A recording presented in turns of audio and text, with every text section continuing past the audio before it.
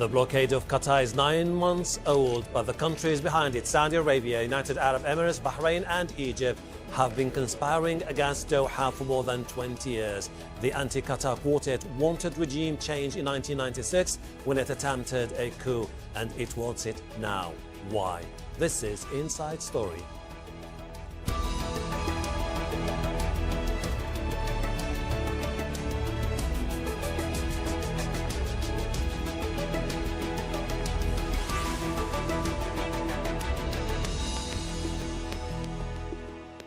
Hello and welcome to the program. I'm Hashim Ahalbara. When the blockade against Qatar began in June last year, the question on everyone's lips was why? A new Al Jazeera investigation suggests the answer doesn't lie in events of 9 months ago, but those of more than 2 decades ago. The report reveals new evidence of an attempt by Saudi Arabia, the United Arab Emirates, Egypt and Bahrain to overthrow the Qatari government in 1996. It includes interviews with coup leaders who conspired to remove the Emir of Qatar at the time, Sheikh Hamad bin Khalifa Thani. He's the father of the current Emir. The investigation implicates leaders from all 4 blockading countries. It says the committee formed to organize the 1996 coup was led by Sheikh Mohammed bin Zayed, then Chief of Staff of the UAE Armed Forces and the current Crown Prince of Abu Dhabi. Sheikh Hamad bin Isa Al Khalifa, who was then Crown Prince of Bahrain, he is now the country's king. The late Prince Sultan bin Abdulaziz, then Saudi Minister of Defense, who went on to be Crown Prince.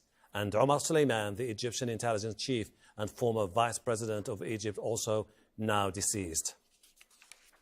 Let's now go to our guests. Joining me here in the studio, Abdulaziz Al-Horr, Qatari academic and researcher.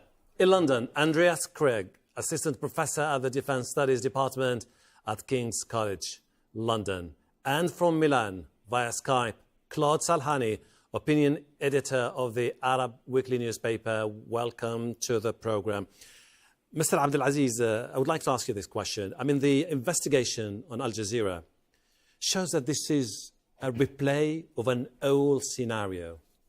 Yes, I mean, the 2 episodes clearly shows it's not about terrorism, because, I mean, it's only till late the 90s and early 2000 when we started to hear about the terrorism terminology.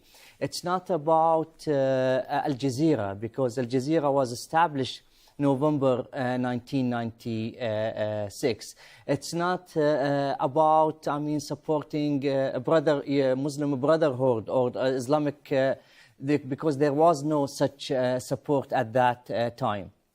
It's clearly about the sovereignty of this country. It's clearly about the resources and wealth of this country. It's clearly about the geopolitics map of the region. It's clearly about, I mean, distracting the people of these countries to achieve an internal agendas. Mm-hmm. So, Craig, I mean, we're talking about in 1996 and in June last year, the same key players who have been the driving force behind a political crisis against Qatar. Quite interesting, though. Well, you forgot to mention 2014 as well, and we probably should even go back to the 1980s. What we see here is the same kind of people conspiring and coming together and having a problem with the way Qatar is going.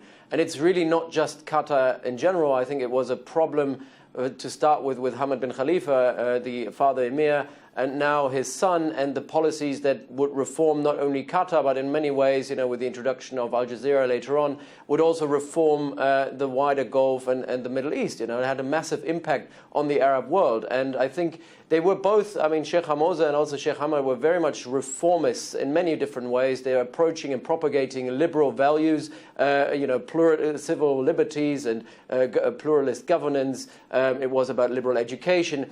in many ways, it was kind of disrupting the flow of where the Gulf was going, and it was undermining the hegemony of Saudi Arabia and the leadership of Saudi Arabia in this part of the world. So I think for the Saudis, it was definitely about silencing a country that could become increasingly antagonistic in terms of its ideology and foreign and security policy.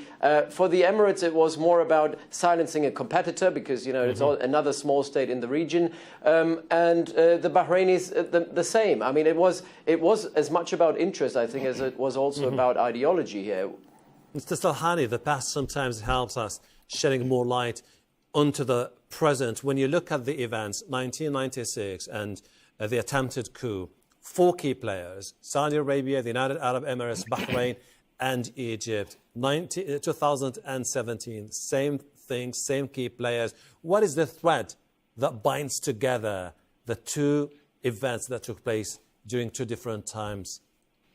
Well, I think it's a continuation of the beginning, and I think your guest who was just on before me hit the nail on the head. I think it was a question of Qatar bringing new ideas to the region that the Saudis, in their conservatism, did not appreciate. Bahrain went along with Saudi Arabia, and the Emirates, for a reason, as your guest said, commercial reasons, trying to get in on the action of some of the natural gas that Qatar has.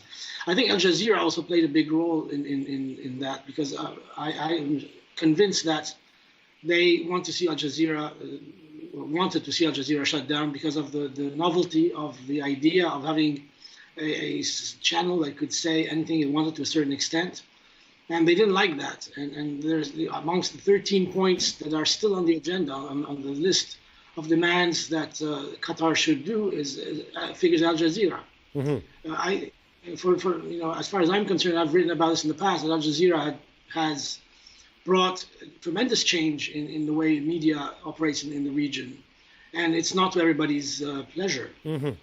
Mr. Al-Horr, on the program that was aired by Al Jazeera, one of the key players in the 1996 attempted coup, who was a former senior intelligence officer in Qatar, said that he met with the Bahraini crown prince, who is now the king, Hamad bin Isa Al Khalifa, and he encouraged him and he financed him to carry out acts of sabotage inside Qatar. Was he the key player or the driving force behind the 1996 attempted coup? I have the belief that in all the previous events, including this event or this crisis, Bahrain is only the interface of the whole crisis. I don't think Bahrain is a key player in the whole crisis, 2014 or 1996 or even the 2017. They don't have the depth, they don't have the strategic position, they don't have the resources, they don't have the really leverage to, play such a role. I think UAE and Saudi Arabia, although they have different agendas, but they share, a common interest here. Then it comes the Egypt. Andreas, if this is a replication of an old scenario, but then the question that one should ask is basically the key players in 1996, most of them are no longer here. So why should this be replicated a year ago? What has changed and what hasn't?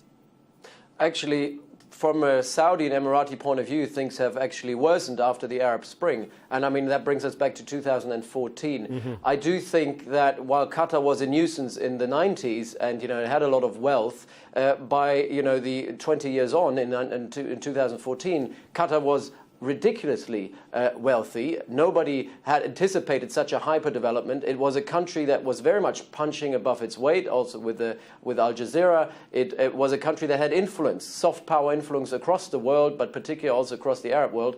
It was able to influence outcomes of conflicts in the Arab Spring, promoting the people that were protesting against these repressive regimes, which was something that, especially I think here the key player is the UAE and Mohammed bin Zayed, who himself is paranoid, and the UAE are a paranoid country that is afraid of any form of dissidence. And you have here the neighbor, Qatar, is directly engaging with dissidents who are trying to topple the regimes. So by 2014, the problems that they might have had in the 1990s were way exacerbated because Qatar was actually more influential than they had anticipated, and it was undermining the very security narrative that the Saudis and especially the Emiratis were trying to propagate. The Emiratis and the Saudis want a narrative of authoritarian stability in the region, and Qatar is holding against it. They're saying it's not about authoritarian stability, it is about actually empowering the people and creating more pluralist regimes, not necessarily democratic, but those who are more catering to the needs of people. And that is very much something that Mohammed bin Zayed, the Crown Prince of the Emirates, is very much afraid of.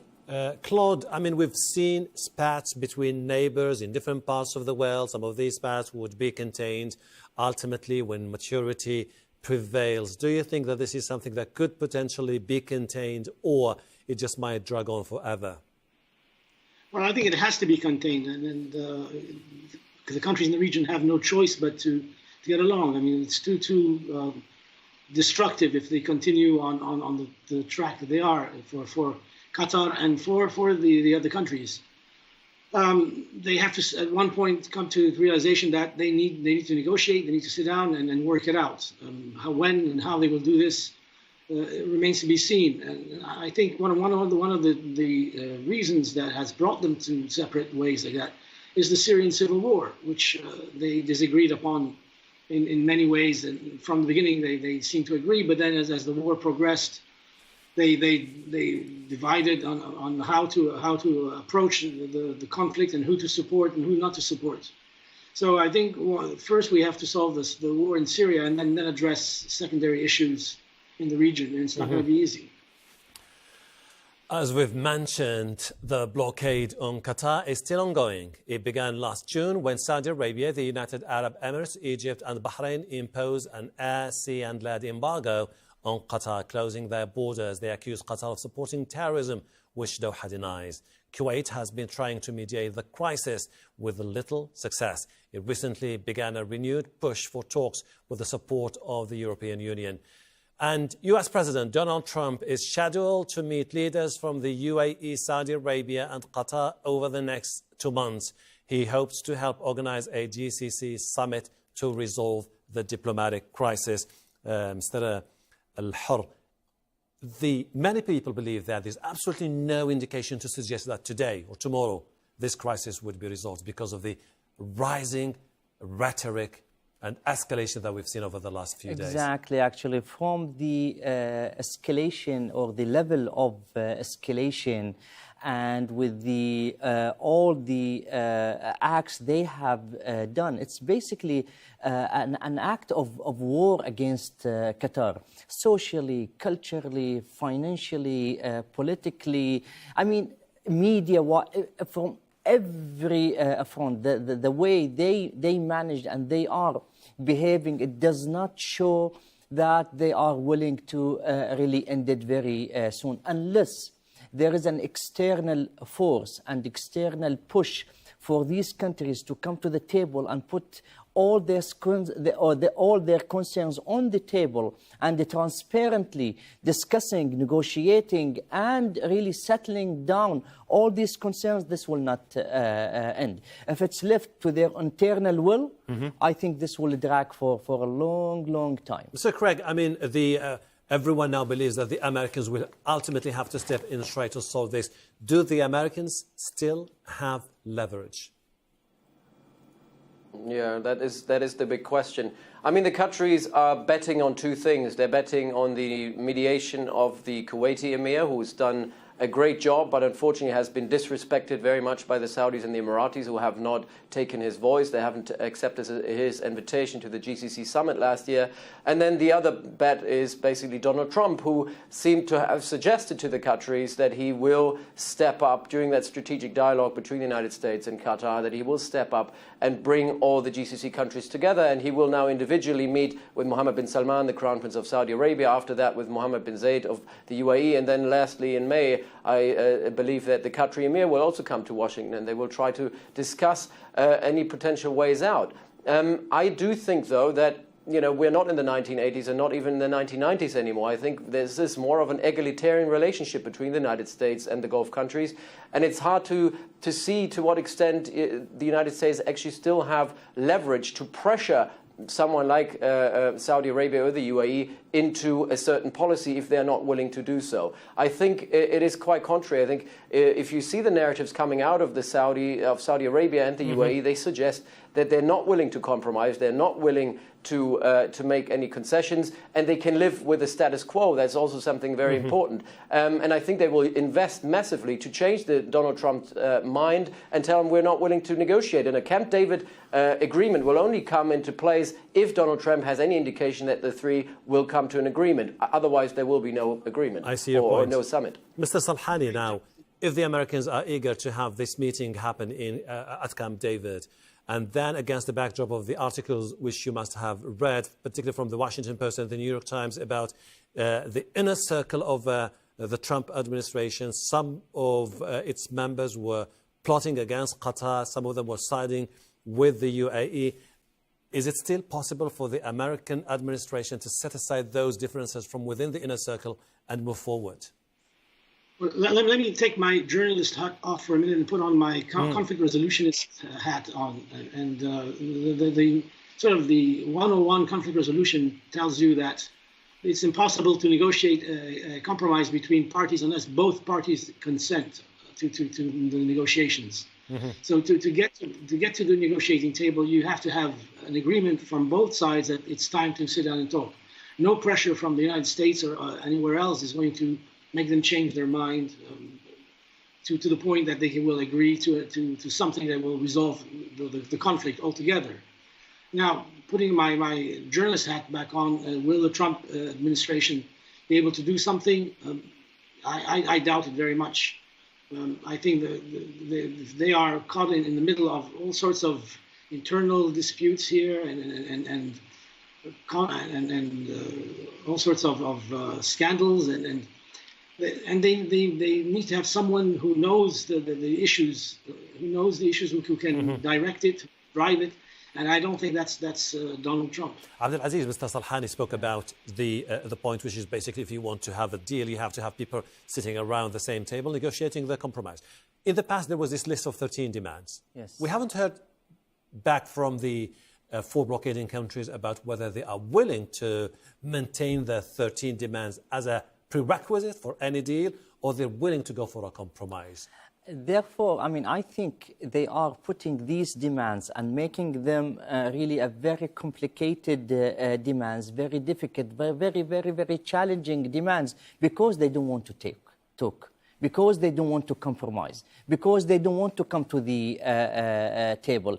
These preconditions are a real obstacle in the way of the negotiation and discussion. From day one, Qatar has showed the interest to go for a dialogue, but two-way dialogue, not one-way dialogue. Not first you consent, you admit, you approve the 13th points, then we come to the table. Then you come to the table to say what?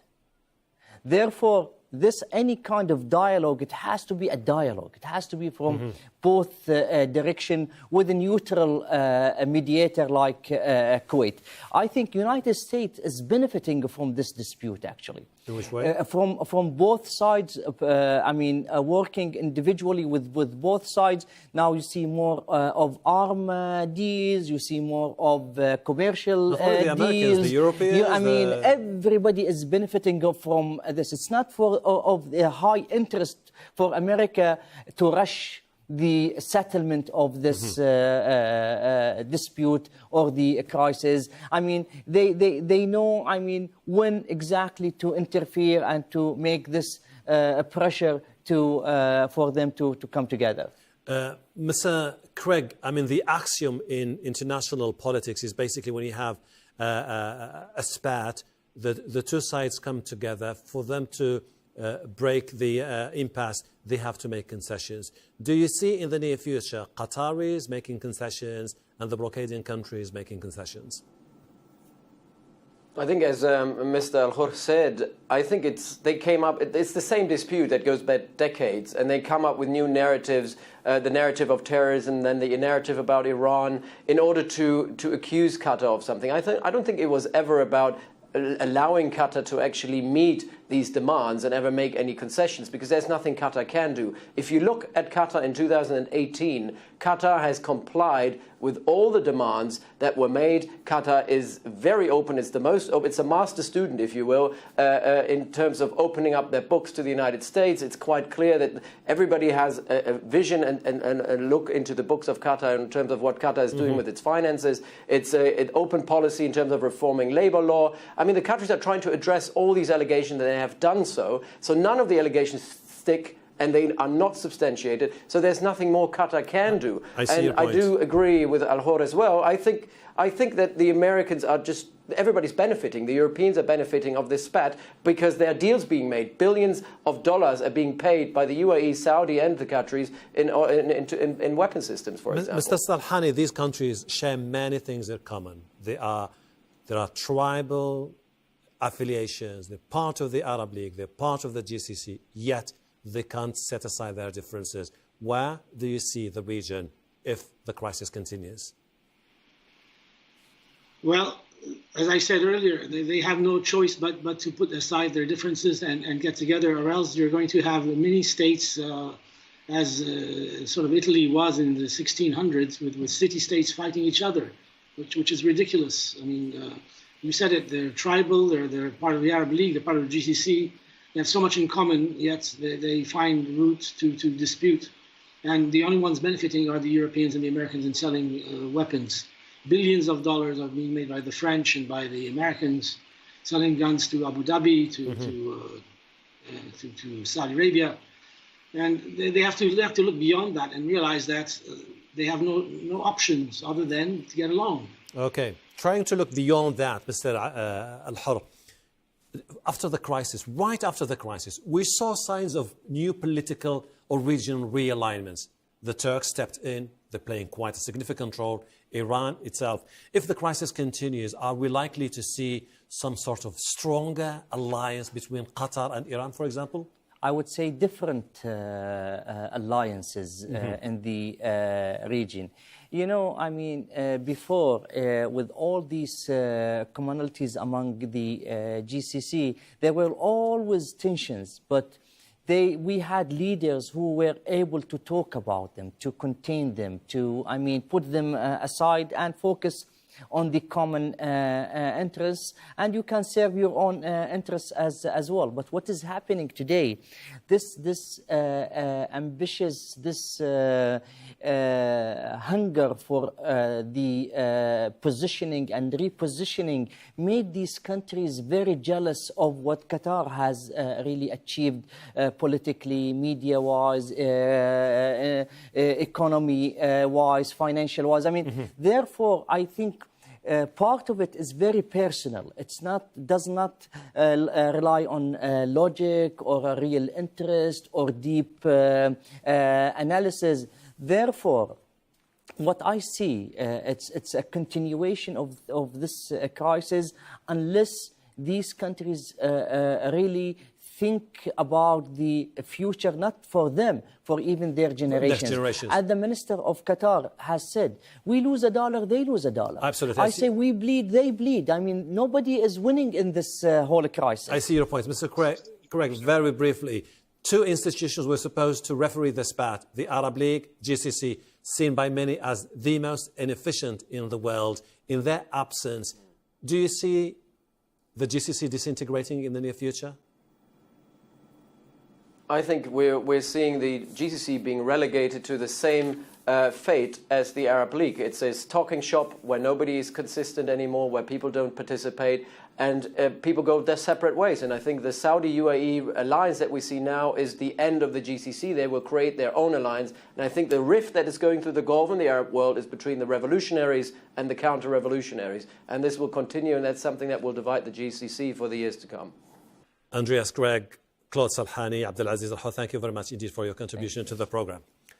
And thank you too for watching. You can see the program again anytime by visiting our website aljazeera.com. For further discussion, go to our Facebook page. That's facebook.com/AJ Inside Story. You can also join the conversation on Twitter. Our handle is @AJ Inside Story. From me, Hashim Ahlbara, and the whole team here. Bye for now.